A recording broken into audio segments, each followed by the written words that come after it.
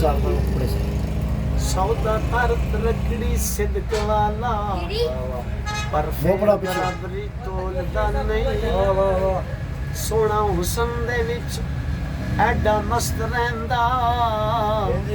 ਅੱਖੀ ਵੇਖ ਲੰਦਾ ਮੂੰਹ ਬੋਲਦਾ सुभान अल्लाह ਪਰ ਜ਼ਾਹਿਦ ਜੱਟਾ नूरी साहब कल बोला मैंने ਦਸ ਰੁੱਖ ਕਿਹੜਾ ਲੱਗੇ ਵਾ ਫਿਰ ਜਿਹੜਾ ਢੋਲਦਾ ਪਰ ਬੇ ਬੋਲਣੀ ਬੇ ਬੋਲਣੀ ਤੇ ਹੱਸ ਕੇ ਬੋਲ ਪੰਗਿਆ ਗੰਦਿਆ ਬੇ ਬੋਲਣੀ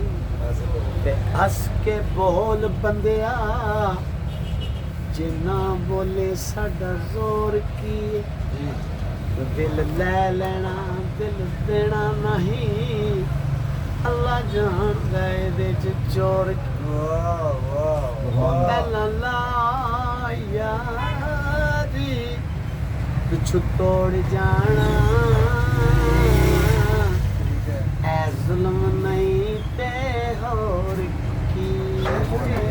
चलो शेख साहब बंद करो ਪਰ ਜ਼ਾਹਿਰ